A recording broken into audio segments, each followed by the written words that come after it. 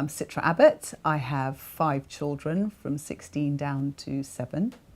I'm a stay-at-home mum. My oldest daughter is nearly 16. My second child, my son, is 14. Then I have another son who is 12, a daughter who's 10, and finally a son who's 7. Have you always been at home? Well, yes, I have. I mean, before I had children, I was originally I was a barrister, and then I became a journalist. But as soon as I started having my children, I gave up work to be at home with them. Was that a conscious decision? You wanted to do that? Giving up work to be at home with the children was never a conscious decision. It's very strange. It was a very organic thing, actually. It just so happened when I gave birth to my first child, at 6 months I went back to work part-time because my husband was then working from home, and that was perfectly fine because I was very happy to leave her at home with my husband. And by the time I was pregnant with my second child, because there is an 18-month gap, I just didn't go back to work. I just felt just innately that I want to be at home with the children. So that's how it happened. We didn't have a discussion. That was quite interesting, actually. We didn't have, as my husband and I didn't have a discussion. It brought our income right down overnight, and it was really, really difficult. But we didn't even talk about it. It was just what we did. You didn't talk about it at all? We honestly didn't talk about it. And this is probably the first time I've been asked about, because I've spoken obviously about our situation before, but you asking me that specific question, we never spoke about it. I literally gave up work, handed in my notice, and started looking after our two little children, the ones we had at the time. It obliterated us. My husband had changed careers. He worked in the city before, but he had previously done an MA in journalism. So my older daughter had terrible colic. So for the first sort of 3 months of her life, so when she was from 3 months to 6 months, she had terrible colic that started at 9 o'clock in the evening and went on till 4 in the morning. It was completely unmanageable for one person to deal with this colic of a baby crying for all those hours throughout the night. So we shared that, and it got to a point that he was falling asleep, going to work in the morning. He was driving, and he almost had an accident one time, and he decided, I can't maintain this. So my mother was the one that stepped up, and she just said, look, use this opportunity to do something you really want, and I will be there for you. I will help the baby financially. I will just give you, I mean, she doesn't have much, but she said, you will be okay. Together we'll work on this. So my husband was able to give up his job and start building his career as a journalist. So he started working from home when I went back to work part-time. So our income was already, decimated. But the decision to finally give up work was so organic, we genuinely didn't discuss it. And I think by that time, we had very little money anyway. So it didn't make any difference, really. So how do you survive? I mean, you must, with 5 children, you must need a reasonable sized house. No, we don't. We have a 2-bedroom flat. Because what happened, obviously, when we first got married, we bought a 1-bedroom flat. Because neither of us had savings from our careers, and we just thought this was just a blip, that we clearly were going on with our careers and it'd be absolutely fine and we'll get the house. But of course I fell pregnant and we had our first child. And because of this, obviously this desire to stay at home and be with the children, and an acceptance that this will cause a huge drop in salary, we didn't even bother thinking about the financial consequences of it. So we stayed with this 1-bedroom flat. I ended up getting pregnant again after 18 months. That was our second child, and that was when we had that discussion with my mum, who said, you know what, this is too much. You need to leave. You need to use this opportunity, to do what you want to do. She said that to my husband, and that's when he left. And he started his career as a journalist, and I stopped work. But that obviously meant that we were never in a position to increase our income. So we ended up, my mum very kindly, who has a 2-bedroom flat in Muswell Hill, she very kindly said to us, why don't you just move into my flat and I'll take your flat? And we've just been there ever since. It sounds impossible, it sounds like a complete nightmare, but it's worked. And the kids, they're normal kids and they can be very, very difficult, as you can imagine. But they've really accepted it and they're very happy where they are. And that is our situation at the moment. And I know in the future, anything can happen and we have every intention of being able to move on, you know. But at this moment in time, this is where we are and it's fine. You don't regret not having the career, No. not having the bigger house, the space? I wish we had a big house with a huge garden, but I don't regret the decisions. I don't think I could have ever made any other decision. I could go into all of the obvious things like doing the school run and being there for the children when they have issues at school or it's difficult for them or, you know, all of the normal stuff. I can't regret it because it's actually been really wonderful to bring them up. And you yourself, have you felt fulfilled as a mother? Has it changed your life? Has it been, is it special? Is it a special thing? Yes, well, I suppose it has. I know I think I'm a very strong person anyway, but I know with all the experiences I've had from being a mother and the mistakes I've made and the changes I've had to make with regard to my own personality and the way I am, I think that really has made me as a person, and I think that's enabled me to be able to be there more for people outside my immediate family.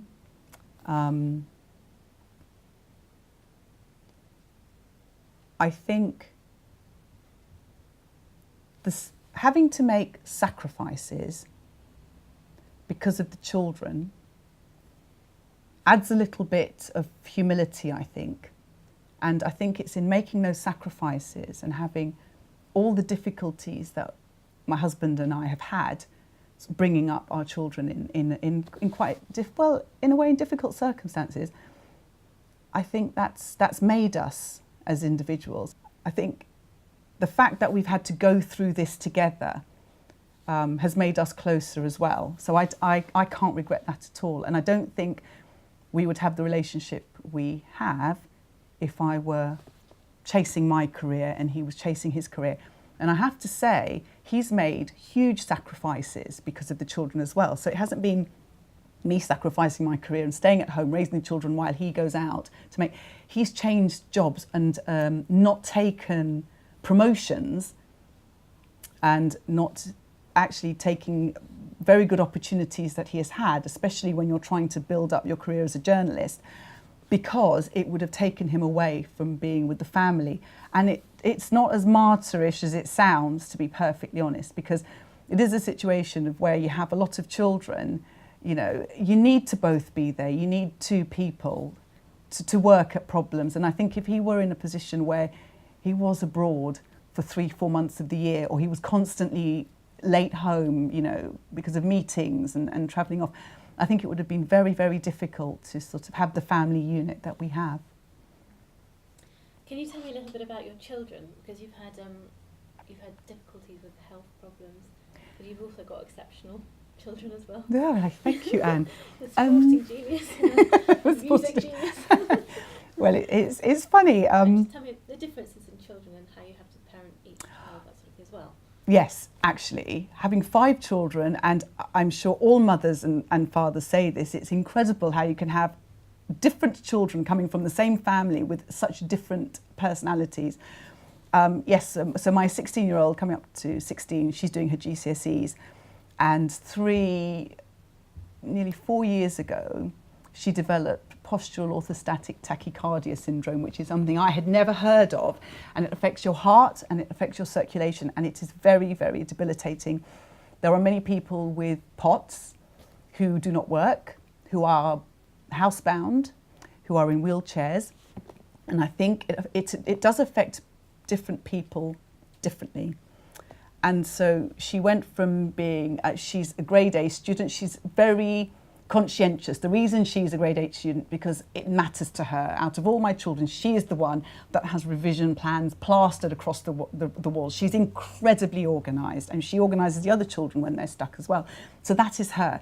So she was the one that developed this condition, which literally stopped her dead in her tracks. So her school attendance has gone down to, I think, about 30%.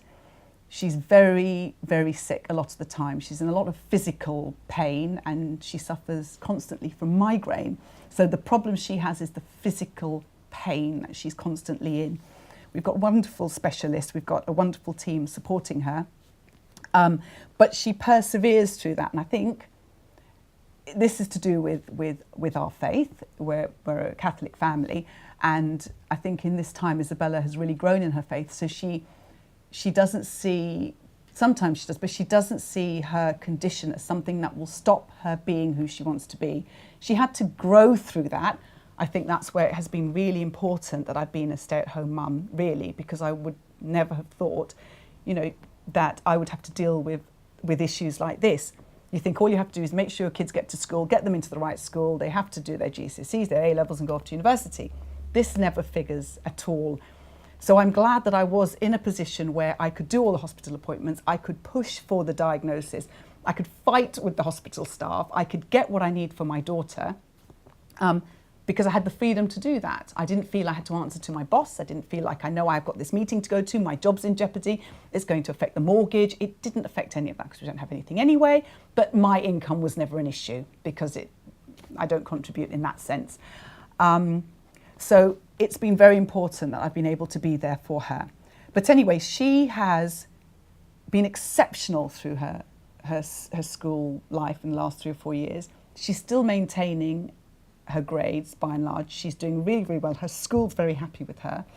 And it's the one thing she can control. So what I've been able to be at home to support her, to stop her becoming depressed, which is a huge issue with this.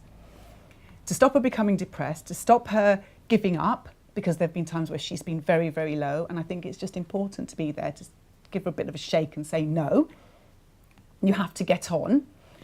The education part she can control, and it's nice that she's found that because she has the emotional support, there is something she can do. This is something she can do something about. So that's been brilliant. So that's my nearly 16-year-old. So this is her GCSE year. We'll see what happens, but she's in a much better place, and I do believe it has helped a lot me being at home and just being there for her, because she has half days at school. She can't stay in school all day. I can go and pick her up. I can bring her home. If she's in an incredible pain, if she's very low, I am there for her all the time. As she grows up, she'll need her independence, but I don't believe at this stage of her illness and her age, I don't believe she needs that independence now. She needs as much support as possible. Anything about the other children? Oh, right, okay. So I've got my 14-year-old who is, the boys are at the London Oratory, but my 14-year-old is a very gifted musician. And it's just very odd that that happened. If you want to hear the story, it was quite interesting. When he was about 6 or 7, when he was 5 to 6, I reckon, he was being bullied in school. It was really horrible, it was really quite serious, and they weren't really taking it seriously. So my sister, who's very assertive and very in your face, literally just said to me, you need to get him out of the school because it's going to get worse. And I didn't know what to do. So she discovered that London Oratory had a junior house. Anyway, so Jack ended up going to the London Oratory, which is very musical. It's a very sort of musically based education in the lower school of the Oratory. State school. It's a state school, state Catholic school, which is also very important to us that it's a Catholic school. And he flourished. We discovered that he is amazing at reading music, that he is amazing on the piano. He has now got a place at the Guildhall, which I just chanced my arm applying because he loves composing music. So I said, okay, let's try this. And he got a place for this year. So he starts in September. And it's just been amazing for him. So he has got that that musical side of him that we would never have discovered if my sister hadn't really pushed me and said, you've got to remove him from this school and send him to the oratory. And it's quite interesting. At the time, when we finally got the place at the oratory, we needed a piano, and we didn't have a piano. And so I was thinking, I've bluffed my way into this. You know, he needs to play 2 instruments. We don't have 2 instruments. We can rent a violin, because we don't have any money. We can rent a violin, we can whatever, but you know, this is going to be a real struggle. But we've got the place, what do we do about it now? Because we're very much like that. Let's just get it, and then we'll work out the problems afterwards. And literally 2 or 3 weeks before he started at the oratory, a friend of mine rang me up and said, we've got a piano we'd like to give to you, because a friend of ours is giving away their mini grand piano. So we're getting that, and you can have our upright. I could not believe it. So we got this upright. The moment it came into the flat, Jack was on it, and he's been on it ever since. And as I said, we would never have discovered that if it were not for the generosity of a friend. So we always say, you know, we've always kept things in prayer, things always work out. So our situation always looks particularly tragic, perhaps, from the outside to people sort of looking in. But the great things that have happened to us is just, you couldn't make it up. We couldn't possibly complain about the situation we're in. And likewise, my 11-year-old, so funny, I've never said all of this out loud like this, it just sounds mad. My 11-year-old, we moved him out of our original primary school as well to move into the oratory in year 3.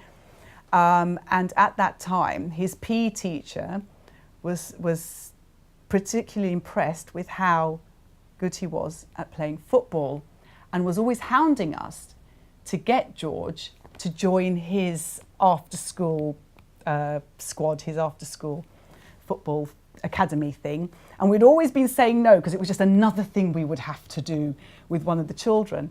And bless him, that PE teacher pressurised us to the extent that we said, okay, fine, take him. Within 6 months, he'd been snapped up by Tottenham. So he plays for Tottenham. He's at Tottenham's football academy. And he's just started a 2-year contract with them. And it's usually a 1-year contract. But now he's 12, you get a 2-year contract. So we don't know where it's going. But he loves his football, and it comes very naturally to him.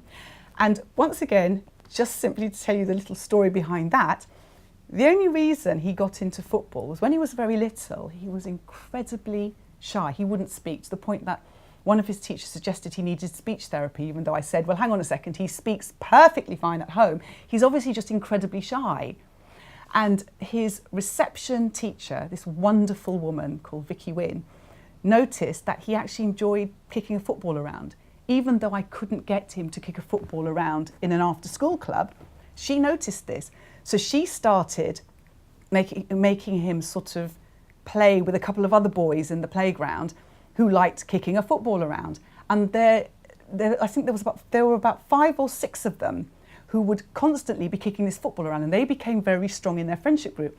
That's how George started playing football. It was nothing to do with us. It was completely coincidental, and that's when he was picked up by his PE teacher. So this is another thing that was completely beyond our control that just happened to him. So he's absolutely fine, you know. And we have my 10-year-old Amber. She's lovely. She's very sporty. She's in year 5 now. She's going into year 6. So we've got secondary schools to worry about, because she's the second girl. We didn't have to worry about that. No, because my older daughter goes to a grammar school, so there's no sibling policy. So once again, we're not sure about where we're going to send her for secondary, but she's fine. She's very sporty. She's very happy, and it's great, really. And finally, I've got a 7-year-old who's just starting the oratory in September, and he's very pleased about it as well, which I was quite surprised, because I thought he was quite attached to his friends in his old school. Can you tell me about, so having given up this sort of glamorous barrister journalism, so when people say, what do you do, you know, that sounds great, doesn't it? Yeah. How do you feel about when you sort of say, you know, you're at home? You know what, it's still, talking about what I do to people that I've just met, or if we're in social circumstances, it's still a little bit difficult. It used to be impossible. So when I was out before and people would ask me, the first thing I said, well, I was a barrister and I was a journalist, but now I'm a stay-at-home mum. It was always like that. And it was so ridiculous, and it was a practical thing that stopped me from saying that. As the years went on and my career further and further sort of disappeared into the ether, I realised I couldn't keep saying, well, I was a barrister and I was a journalist and now I'm a stay-at-home mum, because I've been a stay-at-home mum for longer than I was. So I've been forced into a position of having to just say I'm a stay-at-home mum, and I've actually made myself say that. I don't talk about what I did beforehand.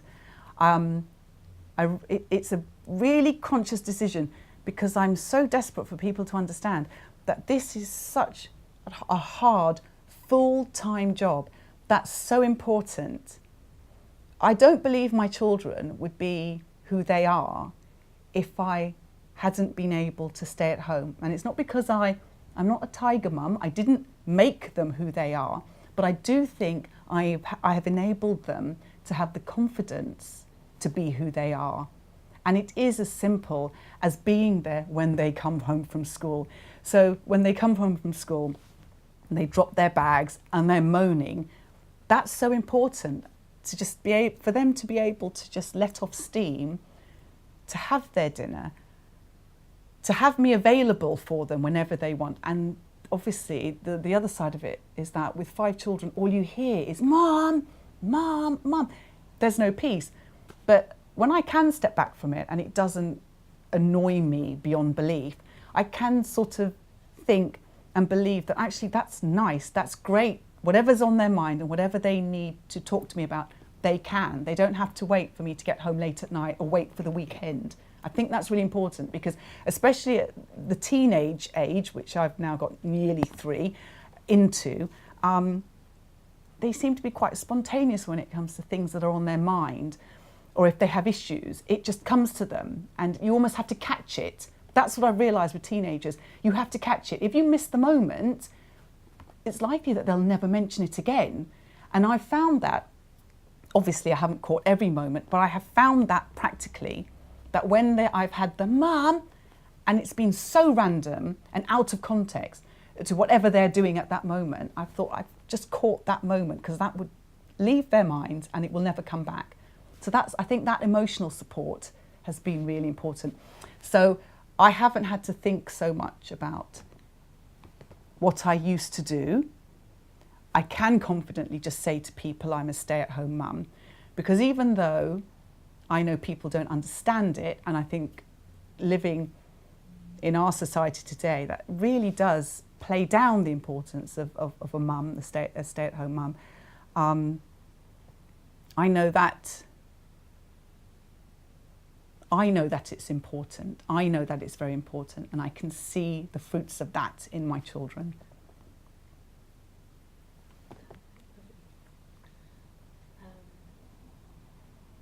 Do you think the government supports families, particularly families trying to live a life like you, with a mother at home? No, I don't believe the government supports mothers like me. I think it's really interesting that I can honestly say that I'm totally on the receiving end of that. The receiving end of, okay, the financial consequences of choosing to be a stay-at-home mum. I mean, I find it very interesting that when my husband was, his salary was increased above a certain threshold, the conversation was really, okay, if I go this way, we will be taxed even more. So actually, it doesn't do much to our outgoings, because our outgoings are growing all the time. But he suffers through promotion because I'm not working at all. And I find that really strange. So having no tax breaks, not having the, another thing is not having the child, that child benefit, or it does make a huge difference. He's obviously on the high rate tax. He's on a high rate of tax, so we don't receive any benefits. So that sort of cuts that off. And that has really, really affected us. It's only a tiny bit of money, and I know that for many people it doesn't mean anything. But when I know what it means to me and my family, looking at our weekly bills, you know, we're not on benefits. You know, my husband works, he pays his taxes, and I just can't help feeling quite penalised making this decision. Whereas if I were to qualify for all these benefits, I think I'll be letting my children down, and I can't do that. So it's a question of wanting things to change, desperately wanting things to change, but not being forced, which I think the government is doing, not feeling forced to change my lifestyle or change my decisions, to be strong enough to know that we have made a decision that's very important to our family, and no matter what the consequences of that are, we will not change our decision, and I will not be forced into full-time work if I feel that I would benefit my family being at home. So you've recently joined Mothers at Home Matter, the committee. Can you say why you did and what you hope? I didn't know, before I joined Mothers at Home Matter, I didn't know that it existed. And it was such a breath of fresh air to find that there was an organisation out there that supported mothers who stay at home. Because there's a lot of psychological pressure on mothers who stay at home. If you want me to start from, start at the beginning, there's a lot of psychological pressure. You do feel undervalued, and you do feel as if you're being lazy. You know, a lot of my friends around me, actually, no, to be fair, a lot of my friends around me are in full-time work. They are doing amazingly in their careers, and that's great, that's their choice. Having said that, there are a number of friends I have who raised their children and then went into work. I think the problem is the mothers who raised their children and went into work, of course that was absolutely natural for them, and it's great because they have the time, they've done what they want and they've had the time. But I think even they felt the pressure of having to stop being stay-at-home mums. I think there is still an unwritten rule that, okay, fine, we'll let you be a stay-at-home mum, but at some point when your child becomes a bit more independent, we expect you to go out to work. So there seems to be this invisible cut-off point being a stay-at-home mum if you want to do it successfully. Yes, I was a stay-at-home mum, but now I'm working because the children are slightly older. So I think there is still a pressure there. So having Mothers at Home Matter, psychologically, that support means a lot because it does make you more confident at saying I'm a stay-at-home mum, and these are the reasons. And what's quite interesting is, as a stay-at-home mum, you innately know why you're doing it, you know how important it is, but because the naysayers are so much louder, it's very easy as a mother to lose your confidence, to be able to say, this is why I want to stay at home with my children, and it does silence you. So Mothers at Home Matter, as an organisation, I think it helps give you that confidence when you read about what mothers at home are going through, what's happening to them, how they're being perceived by society, how you're not the only one in that position. It does give you a lot of strength. And I think, as I said, psychologically, sometimes when you are at home and the kids are creating and it's really, really difficult, it's very easy to think, I wish I should have just gone to work. I wish I were at work. Why am I doing this? And I do think a lot of the time that we have those feelings because society is telling us that's what we should have done in the first place. And it makes us less able to cope with being stay-at-home mums.